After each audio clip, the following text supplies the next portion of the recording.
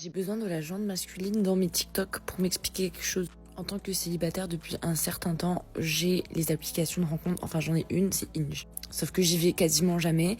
Et donc, les peu de fois où j'y vais, je vois genre tous les gens qui m'ont liké. Des fois, je regarde un petit peu et tout. Ou je réponds à mes messages. Enfin, bref. Dans ma bio, j'ai répondu à une des questions genre, c'est quoi mes projets cette année? Il me semble que j'en avais mis 2. Le premier, c'était apprendre l'italien. Et le deuxième, c'était lancer mon podcast. Et je m'attendais pas à ce que les hommes détestent les podcasts, mais genre, aient une haine monumentale envers les podcasts. Genre, il y a des mecs qui me like pour m'envoyer un message piquant en mode ah bah oui, c'est vrai que on avait besoin de nouveaux podcasts. Qu'est-ce que tu vas raconter dans ta vie de podcast? Ta vie? Tu veux faire des chit-chat girl talk pour raconter de vos histoires de mecs? Enfin, bref, j'étais tellement outrée. Donc, si vous pouvez m'expliquer c'est quoi votre problème avec les podcasts? Parce que le truc, c'est que pour l'instant, mon podcast n'existe même pas encore. Enfin bref, au moins ça fait le tri. Vous vous demandez pourquoi les hommes détestent votre projet de podcast. La réponse est simple. Ils sont saturés. Dans une époque où tout le monde pense avoir une vie assez passionnante pour être diffusée, le podcast est devenu le nouveau symptôme d'un narcissisme sans limite. Pour un homme, sur une application de rencontre, lire « Lancer mon podcast » dans une bio, c'est voir s'afficher un panneau lumineux. Attention, recherche d'attention constante. Les hommes ne détestent pas le format, ils détestent ce qu'il représente aujourd'hui, le fameux chit-chat girl talk. Ils imaginent déjà une émission de plus où l'on va disséquer leur comportement, les diaboliser et raconter des anecdotes privées pour faire des vues sur TikTok. C'est perçu comme une menace pour l'intimité et la discrétion. Un homme de valeur cherche une partenaire, pas une créatrice de contenu qui va transformer chaque dispute en épisode de 45 minutes. L'autre, il se dit que ça fait le tri. Et elle a raison. Mais le tri se fait des deux côtés. Les hommes qui lui envoient des messages piquants expriment une frustration réelle face à une génération de femmes qui privilégient leur image publique sur leur vie privée. Si votre projet est de parler de votre vie, ne vous étonnez pas que les hommes protègent la leur en restant loin de vous. Le podcast est devenu le red flag ultime parce qu'il annonce souvent la fin de la tranquillité dans le couple. C'est déjà arrivé qu'un mec il vous tège et après il vous appelle pour se plaindre. En 2019, je crois, je me suis fait tège comme une dame par un gars. J'étais folle amoureuse, c'était absolument pas réciproque. Et il me l'avait dit assez tôt. En fait, petit à petit dans la relation, on passait de se voir 2-3 fois par semaine comme ça à tous les soirs de la semaine. Je passais ma vie chez lui, à on allait au resto ensemble, à on allait au cinéma ensemble, à on se tenait la main dans la rue. Enfin, voilà. Du coup, je me disais, ok, donc I think c'est un peu plus que ce que je croyais. Et en fait, pas du tout. Il me tège. Ah ouais. C'est une dinguerie, j'espère que... Bon, c'est unique sa mère qui tombe dessus. C'est le confinement. Et ça m'a aidé à me sevrer du boy, mais vraiment. C'est... En plus, j'avais tous les red flags, mais imprimés dans la tête et que je le savais, que j'étais genre, ouais, de toute façon, il kiffe encore son mec, ça va pas être réciproque, ça va être machin et tout. Et dis-toi qu'il avait un studio photo dans son appart. Bon, bref, il était photographe, il avait un studio photo dans son appart. Et il préparait une expo sur des... rencontre en le disant, c'est ouf de... Et d'être genre, ah tiens, juste là j'ai une plaie ouverte, est-ce que tu peux en mettre du sel et genre du jus de citron dessus, please? Il préparait une expo photo sur genre les détails qui font tomber amoureux que des trucs de son ex. Genre une photo d'un bracelet de cheville, une photo hyper close-up zoomée de elle qui met sa mégère. Enfin, et j'étais en mode, ah elle est sympa la photo de la cheville de ton ex, belle malléole en tout cas. Catastrophique. Mais j'étais en mode, oh my god, non mais il a un truc différent. Oui, un problème d'attachement ainsi qu'un trouble anxieux. Voilà ce qu'il a de différent, Emma. Puisqu'ici, je le rappelle, on applaudit les poissons qui nagent. Moi, j'ai eu très peur à l'annonce du confinement parce que mon papa a des gros soucis de santé. Du coup, je suis allée me confiner, mais vraiment me réfugier auprès de mon père pour l'aider. À la minute où j'ai pris mon train pour quitter la ville dans laquelle j'habitais, donc je fréquentais ce gars, je n'existais plus. C'est comme si il avait quitté la conversation WhatsApp dans la vraie vie, alors que je rappelle que 2 heures avant de prendre ce train, j'étais quand même en train de jouer au bilboquet avec son paf. Mais bon, au bout de une semaine de confinement sans aucune nouvelle, alors vraiment on se voyait tous les jours et tout, j'ai envoyé un message en mode tout va bien, un deuxième message avec un point d'interrogation genre au bout de 6 jours sans réponse, puis après je me suis dit ok bah d'accord, il est peut-être souhaitons-le parti des suites d'une Strasskov 2. Non el chico, porque quoi, porque te vas, puisque au bout de 7 jours de confinement je reçois, non mais j'aimerais tellement voir la capture d'écran, et il m'envoie un message, il me dit tu me manques. Et il y a un retour à la ligne. Je sais pas si vous allez voir ce que je veux dire, c'est un peu technique. C'est que si tu ouvres pas le message en entier, tu vois pas son retour à la ligne. Juste la notif, il y a écrit tu me manques. Et un retour à la ligne où il y a écrit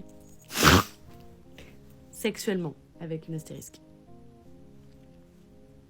D'accord. Donc c'est à peu près une période où tout le monde était inquiet à cause du Covid. Moi, ce qui m'inquiétait, c'est que ce garçon ait accès à Internet, tout bonnement. Et j'étais genre... Et je lui dis, tu sais, il y a quelqu'un au bout de la chatte. Et il m'a dit, oui, j'espère que ça va, nanana. Au bout de ces quelques messages random de small talk, il me dit, je peux t'appeler pour l'interrogation? Je suis en mode, enfin, I'm chosen, I'm the one. I am littéralement the pick me, please, the pick me. Je dis, bien sûr. Il m'appelle en pleurs. Pas parce qu'il a perdu un être cher, parce qu'il a une gingivite. Je lui dis, attends, tu parles de l'infection des gencives? Il me dit, mais je vous jure que c'est vrai.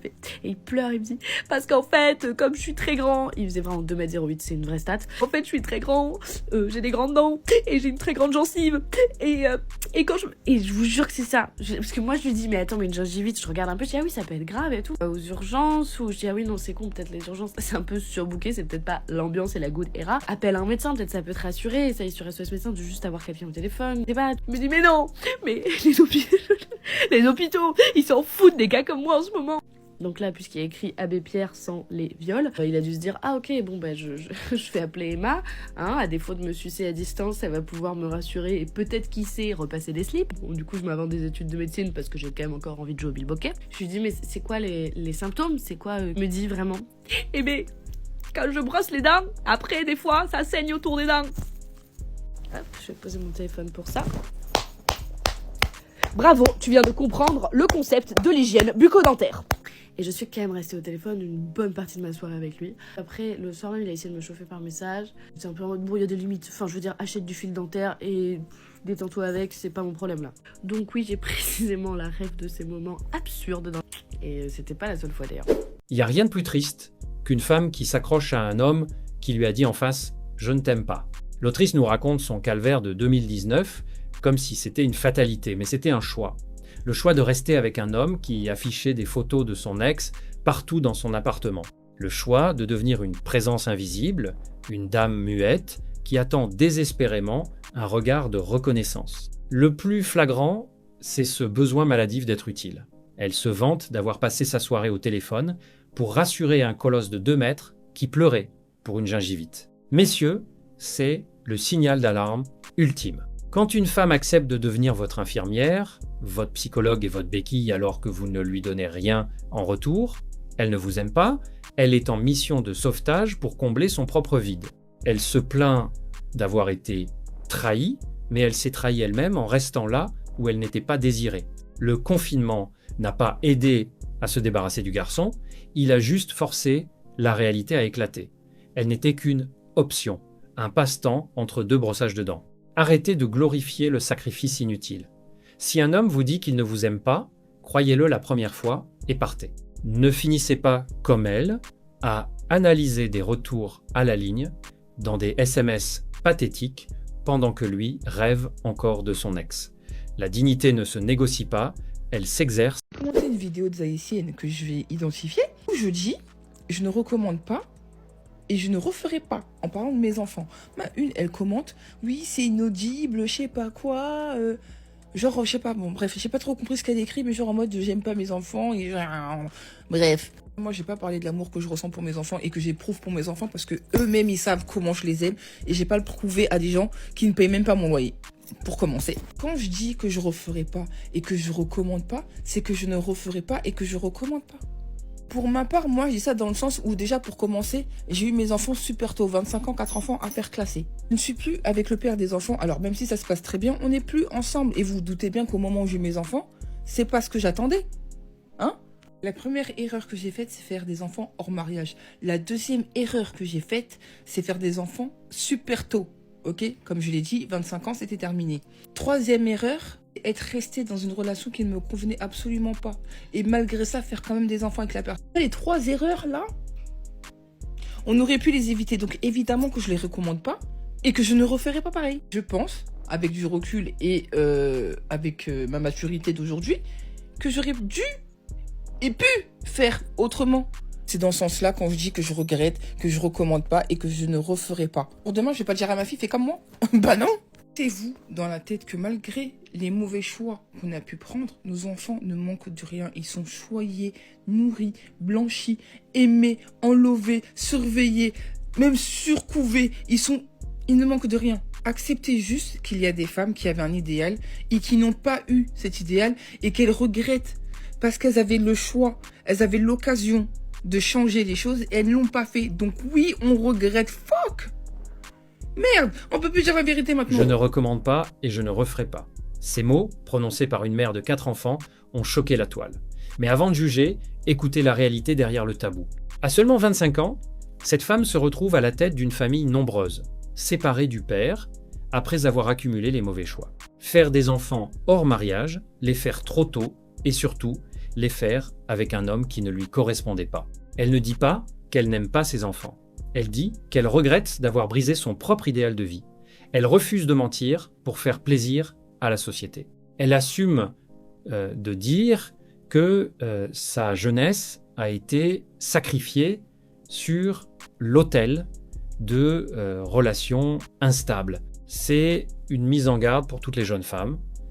L'amour ne remplace pas la stabilité et un enfant ne répare pas un couple qui ne fonctionne pas. Aujourd'hui, elle assume ses responsabilités, ses enfants ne manquent de rien, mais elle porte le poids d'une vie qu'elle n'aurait pas choisie avec la maturité qu'elle a aujourd'hui. On peut aimer ses enfants et détester la situation dans laquelle on s'est mise. C'est une leçon brutale de réalisme. Ne faites pas d'enfants pour combler un vide ou par pression sociale. Assurez-vous d'avoir le cadre, le partenaire et la maturité, sinon vous finirez par dire, vous aussi, je ne referai pas pareil. Tu me réserves ou tu me réserves pas en fait? Quand c'est pour vous proposer des hôtels pour le 14, là ils ont pas honte. Hein. Là il n'y a pas de hachma. Donc mes gars, n'ayez pas honte de proposer et dire, on fait quoi le 14? On fait quoi frérot?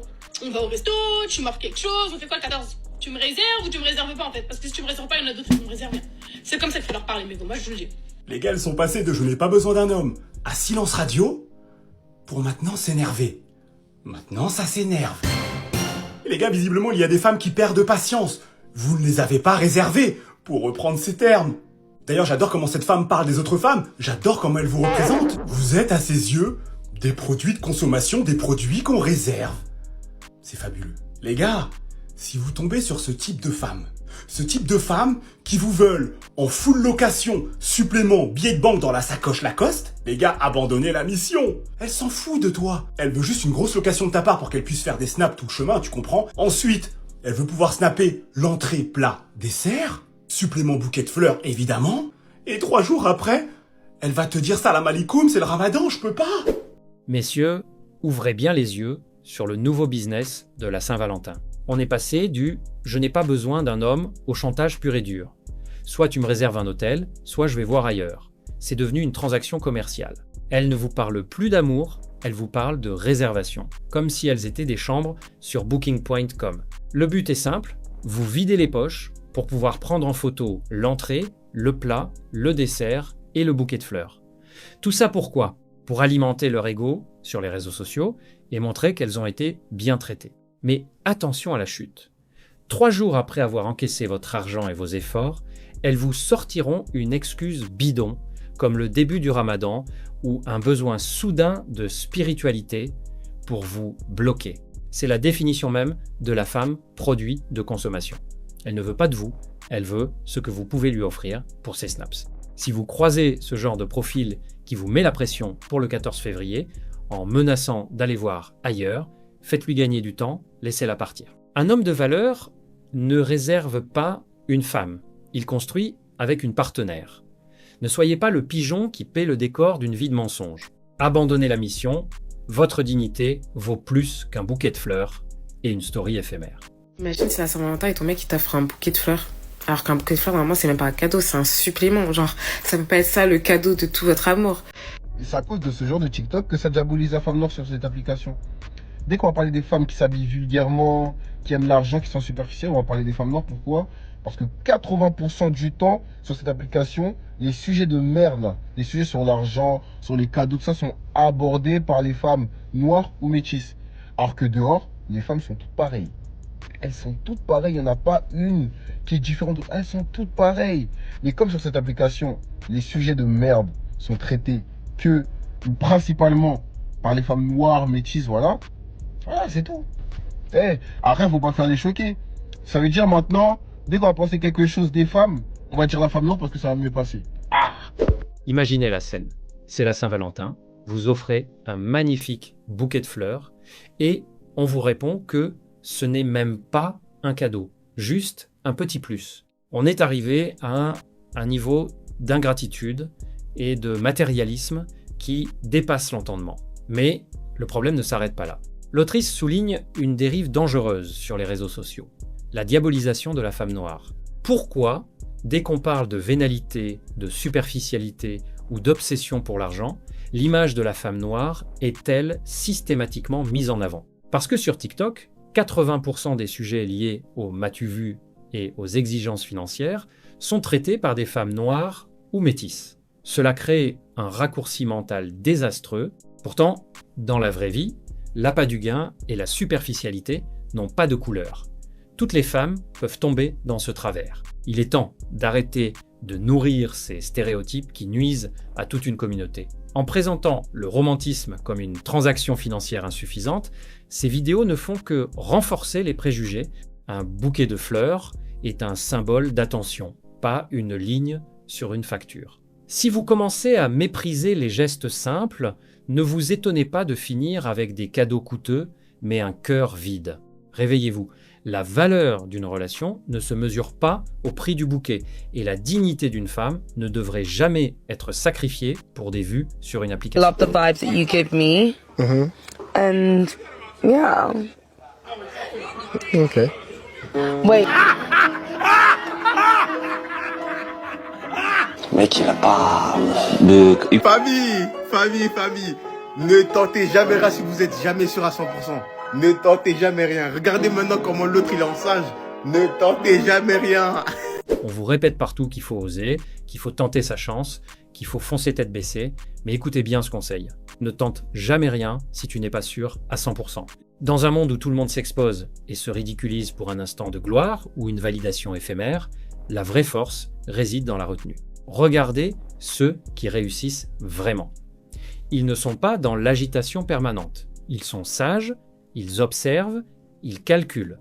Ils ne font pas de mouvements inutiles. Tenter quelque chose sans être certain du résultat, c'est laisser le hasard décider de votre dignité. Et en 2026, le hasard ne pardonne pas. Si tu n'as pas toutes les cartes en main, si tu n'as pas la certitude absolue de gagner, alors reste à ta place. Ce n'est pas de la lâcheté, c'est de la stratégie. La sagesse, c'est de savoir quand se retirer et quand frapper. Ne sois pas celui qui essaie et qui échoue lamentablement sous les yeux de tous. Sois celui qui attend son heure et qui, quand il bouge, ne laisse aucune place au doute. La vie est un jeu d'échecs, pas une partie de dés. Reste concentré, reste sage et ne tente rien avant d'être le maître du jeu. TikTok rapide, mais j'ai réalisé qu'on est dans une génération où il y a un manque de romantisme. Simplement recevoir des fleurs ou être offert des fleurs, c'est un gros geste, alors que ça devrait être normal. Je sais pas, genre vraiment, moi je n'ai jamais reçu de fleurs, enfin, si, une fois dans ma relation de 2 ans, une fois, parce que j'ai demandé des fleurs. Et dans mon ancienne relation là, je l'ai quitté, on s'est séparés il y a pas si longtemps que ça, il a tout fait. Genre, il m'a emmené en vacances, tout frais payé à Rome. Genre, vraiment, il m'invitait au resto. On faisait plein de trucs comme ça. Genre, il dépensait une somme astronomique pour moi. Mais je lui avais dit, j'aimais trop les trucs romantiques du genre des petits gestes. Ça pouvait être, je sais pas, genre, tu penses à moi, tu ramènes le petit déjeuner quand on se voit, genre, le matin. Ou genre, je sais pas, genre, ça peut être, tu m'écris un petit mot en me disant, passe une bonne journée, un petit message comme ça. Alors, on va passer outre le fait que l'homme en question lui a payé des multiples voyages, mais apparemment ça ne suffisait pas. C'est pas grave, ce n'est pas ça la question. La problématique, c'est quoi? Pourquoi l'homme moderne est moins romantique? Parce qu'on s'est rendu compte que le romantisme, ça ne payait pas. Voilà. Déjà, dans la société moderne, l'homme romantique a été associé à l'homme gentil. Et l'homme gentil est associé à la faiblesse. C'est ça le problème en fait. Et les femmes n'aiment pas les hommes faibles. Elles n'aiment pas les hommes trop gentils parce qu'elles estiment qu'elles s'ennuient avec ce genre d'homme-là. De plus, dans la société moderne, l'homme romantique n'est plus mis en avant dans les œuvres de fiction. Il suffit de lire la littérature que les femmes aiment, par exemple le fameux livre 50 nuances, ou il suffit de voir la série là qui était sur Netflix, ou le film plutôt, 365 jours, pour voir l'archétype qui plaît vraiment aux femmes. Tu vois? Donc, on est loin d'un être romantique, on est loin de l'homme romantique, on est plutôt sur un archétype d'homme plutôt dominant, agressif.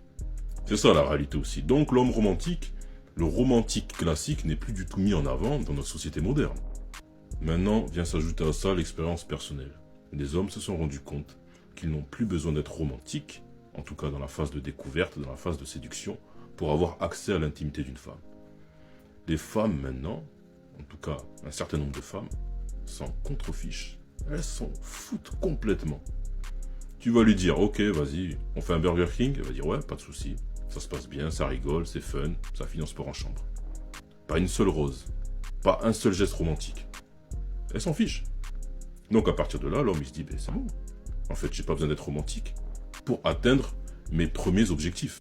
Avant, en fait, le romantisme était utilisé comme un outil par l'homme pour obtenir l'intimité de la femme, pour obtenir du sport en chambre. Maintenant, on s'est rendu compte qu'on n'a plus besoin d'être romantique pour obtenir cela. Par contre, l'homme sera romantique quand il aura des sentiments pour la femme. Dans l'ère moderne, l'homme sera romantique quand il ressentira quelque chose pour la femme. Donc ça sera plus en phase de couple établi, plutôt qu'en phase de découverte et de séduction. Donc si tu espères avoir un mec romantique dans la phase de découverte, à l'époque là moderne, ne compte pas trop dessus. Rester concentré dehors, c'est très très méchant. Vous vous plaignez de ne plus recevoir de fleurs, mais avez-vous seulement compris pourquoi? L'homme moderne a réalisé une chose simple, le romantisme n'est plus rentable. Dans une génération où l'accès à l'intimité est devenu rapide et direct, le bouquet de roses est passé d'un outil de conquête à une dépense inutile. Pourquoi s'investir dans des gestes galants quand un simple fast-food mène au même résultat? Mais le problème est plus profond. Aujourd'hui, être romantique, c'est être étiqueté comme le mec gentil. Et dans l'esprit de beaucoup, gentil signifie faible. Les œuvres de fiction que vous consommez, de 50 nuances à 365 jours, ne mettent pas en avant le poète attentionné, mais l'homme dominant et agressif. C'est cet archétype qui fait vibrer, pas celui qui apporte le petit déjeuner au lit. Le romantisme classique a disparu de la phase de séduction parce qu'il n'est plus nécessaire pour atteindre l'objectif. Un homme ne redevient romantique que lorsqu'il a de vrais sentiments, bien après la phase de découverte. Si vous attendez des roses au premier rendez-vous en 2026, vous vivez dans le passé, la réalité est désagréable, mais elle est là. Le romantisme est mort, tué par l'efficacité et le rejet de la prétendue faiblesse. Ne demandez pas de fleurs si vous récompensez l'indifférence.